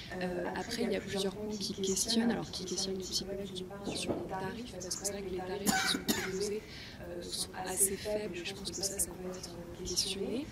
Par contre, l'autre point qui chiffonne les psychologues, qui est celui de l'adressage par médecin généraliste, moi, il ne chiffonne pas parce qu'en fait, si on veut être remboursé par l'assurance maladie, si on veut être intégré, enfin voilà, il faut jouer le jeu des parcours de soins coordonnés. C'est le cas aussi pour aller chez un spécialiste médical, il y a un adressage par médecin généraliste qui est nécessaire.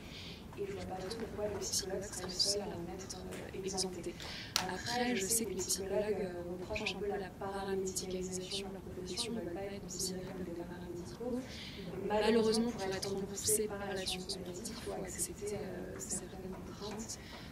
Donc voilà, je trouve que ça pose un certain nombre de questions. Et moi, en tant que chercheuse en santé publique, ce qui m'a le plus chiffonné, c'est qu'en fait, il y avait une expérimentation qui était en cours dans 3 départements par l'assurance maladie, et que suite à la pression un peu sociale et médiatique liée à la crise du Covid, on a un peu accéléré le déploiement de cette mesure sans attendre totalement les résultats de l'expérimentation. On aurait pu attendre quelques mois de plus, essayer de mettre en place quelque chose qui soit acceptable par tous les acteurs, y compris les psychologues. Du coup, voilà, là, je pense que il y a eu un peu des effets d'annonce et de précipitation, mais c'est une mesure qui sera bénéfique et qui est quelque chose de positif pour le système de santé mentale.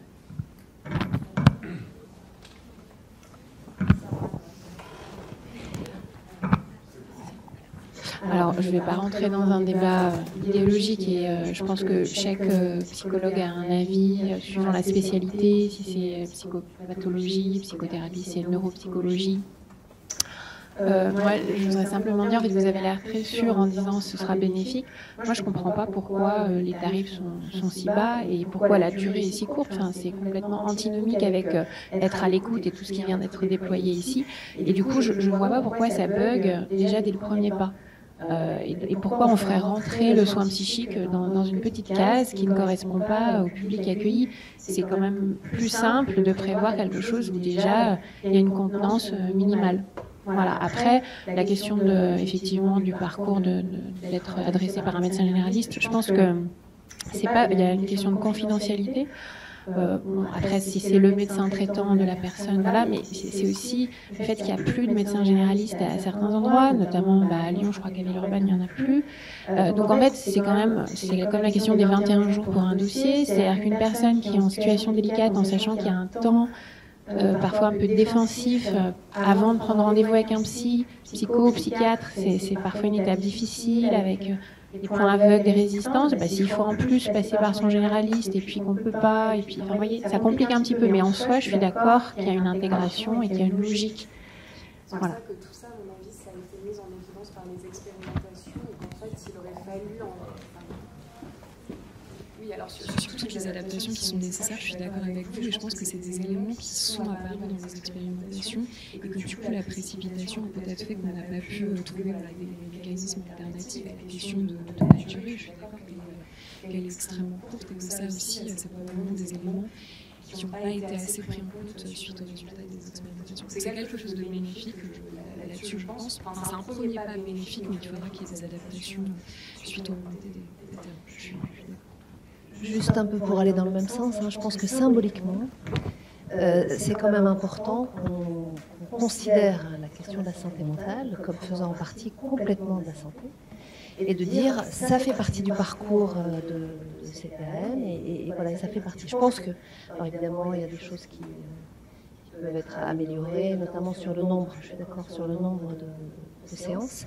Mais je crois que c'est quelque chose de fort. Moi, en tous les cas, je l'ai entendu comme ça aux assises de la psychiatrie et de la santé mentale. Et je crois qu'au jour d'aujourd'hui, on ne peut plus ignorer la question de la santé mentale. On ne peut pas être debout dans un pays, remplir complètement ses fonctions de citoyen, si on n'a pas une bonne santé mentale. Et je crois qu'à travers ça, c'est ce qui est un peu derrière. Et je pense que pour ça, c'est vraiment intéressant. Si je peux me permettre. Oui. Je pense qu'il y a aussi un problème de remboursement et de prise en charge de la sécurité sociale. Les patients qui ont de la CMU et l'AIME, sur le site de mon psy, dit qu'ils ne doivent pas faire l'avance de frais. Quand on téléphone à la liste qui est sur Lyon, pardonnez-moi, je suis assistante médicale et je prends des rendez-vous pour les patients. Je rencontre des difficultés, non, je ne prends pas les patients qui ont la CMU. Je suis désolée, je ne vais pas du tout me vexer, mais c'est vrai. Ou sinon, il y a une négociation du prix. Et il y a une discrimination. Je suis vraiment navrée. Voilà. En tout cas, chez nous, avec une population de 60% de migrants qui ont l'AME et la CMU, mon psy, ça ne fonctionne pas. Pour moi. Merci de faire remonter. C'est une problématique qui existe aussi en médecine libérale, toutes spécialités confondues.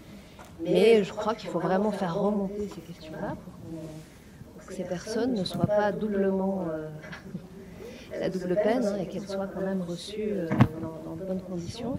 Alors, il faut aussi prendre en compte pourquoi les psychologues ne les prennent pas en charge directement et peut-être trouver des solutions. Pour ne pas attendre peut-être le remboursement, si le remboursement est trop long, enfin, des choses comme ça. Je me permets, ce que j'ai trouvé peut-être un petit peu quand même difficile dans toute cette question, je comprends tout à fait la notion comme quoi le tarif effectivement est très bas de remboursement. Maintenant, d'avoir expliqué ça comme étant donc peu respectueux des personnes qui vont consulter, c'est vrai que j'ai trouvé ça quand même un petit peu difficile parce que je me dis dans ce cas-là, du respect des personnes qui n'ont pas du tout pas consulté avant en fait. Je veux dire, si 30 €, je crois, quelque chose comme ça, est trop bas et pas respectueux du soin que mérite réellement la personne, qu'en est-il d'une personne qui ne peut accéder à rien du tout parce qu'elle n'en a pas les moyens? C'est vrai que j'ai trouvé ça un petit peu quand même difficile pour pas mal de personnes en difficulté.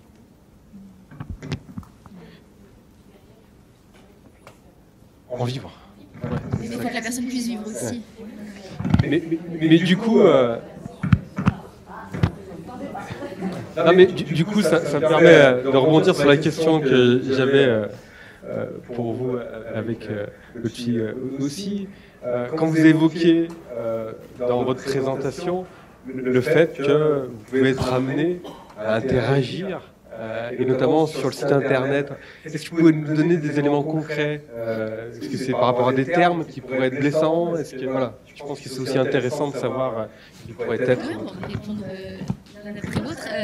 Donc oui, par exemple, en l'occurrence pour le site internet, c'est-à-dire voir au niveau de la visibilité, est-ce que pour nous c'est compréhensible? Est-ce que si je recherche une information, je la trouve facilement ou pas? On n'a pas forcément les mêmes critères.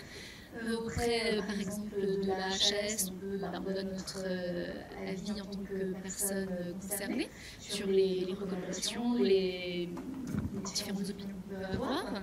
Il y a également un travail qui est fait au niveau des attributions de bourses du CN2R. Il y a des personnes concernées qui sont également dans le comité pour donner leur avis, en fait, leur avis en tant que représentant des personnes concernées, au même titre qu'un tel est représentant de la profession psychiatre ou un tel est représentant de la profession psychologue. C'est vraiment un côté, oui, pour le coup, très citoyen, très démocratique, où effectivement chaque voix compte, chaque positionnement compte, et c'est la pluralité des regards qui fait la richesse.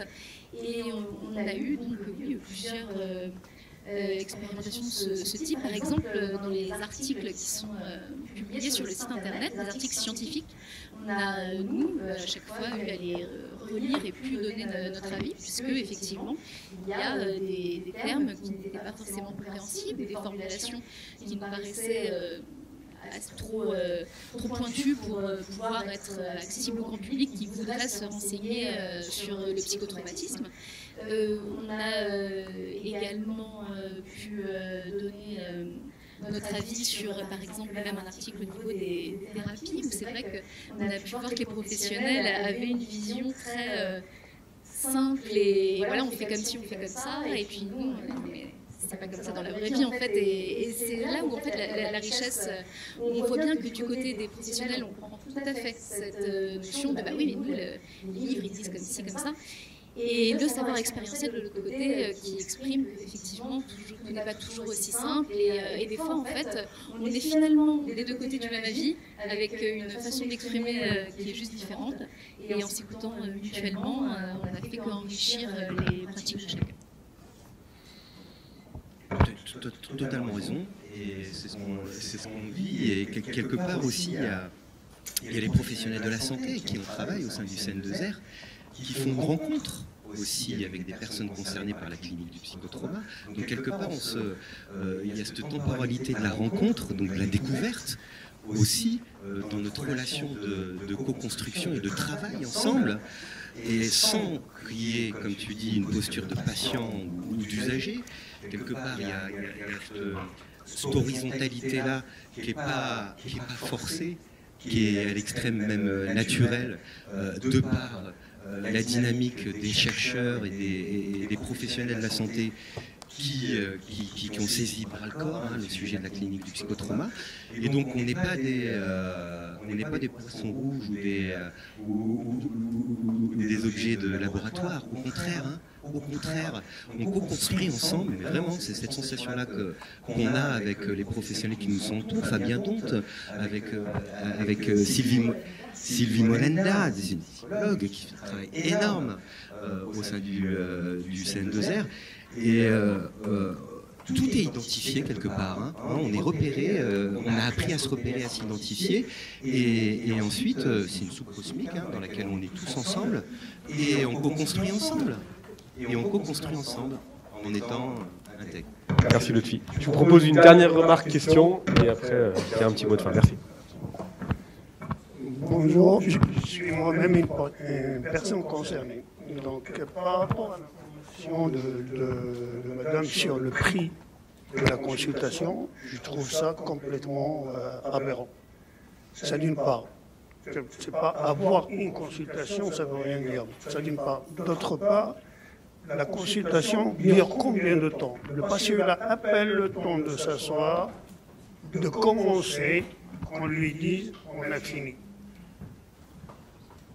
Donc, je pense que les 30 €, c'est en relation avec la durée. Ça, d'un côté. D'autre côté, par rapport aux personnes qui ne sont pas prises en charge, qui sait qui s'en occupe? Est-ce que l'ARS est informée? Est-ce qu'il y a un service, un organisme, je ne sais pas moi, une équipe ou quoi que ce soit, qui remonte l'information? Ou bien on laisse ces gens se démerder, on les laisse à la rue, et tant pis. Donc c'est pas moi. Et je ne parle pas de madame. Vous êtes vous aussi concerné, je vois que ça vous fait mal, mais qui remonte l'information? Là, vous venez de le dire, mais qui va remonter cette information? Qui va s'en occuper? Est-ce que c'est l'ARS ou autre? Comme pour le prix. Merci beaucoup. Bon, déjà, vous aurez l'occasion peut-être d'en parler au buffet. Du coup, en plus, ce qui est difficile dans l'échange là-dessus, c'est qu'on imagine très bien que 30 € à Lyon, à Paris, au Puy-en-Velay, à Brioude, à Mende, c'est déjà peut-être pas la même chose. Voilà, la temporalité suivant les théories cliniques, c'est pas forcément la même aussi. La séance, ça fait 30 minutes, 45, 1 heure. Et du coup, je pense que c'est aussi la difficulté de cette standardisation qui, du coup, impose peut-être une manière de penser le soin et effectivement est soumis à débat. Donc je vous propose déjà on remercier Julien Vinocq et Tiffany Quach du Cahier français. Merci d'être venu à Lyon. Ça nous fait très très plaisir. Merci de nous avoir permis à Coréali et à moi de contribuer. Du coup, c'est aussi intéressant pour nous de faire ça. Merci à Aurélien Betcher du service de la recherche du Vinatier et à Natacha Carbonel et Stéphanie Brochot de l'Arsper pour toute l'organisation. Et du coup, on vous paye à manger et à boire maintenant et on en discute. Merci.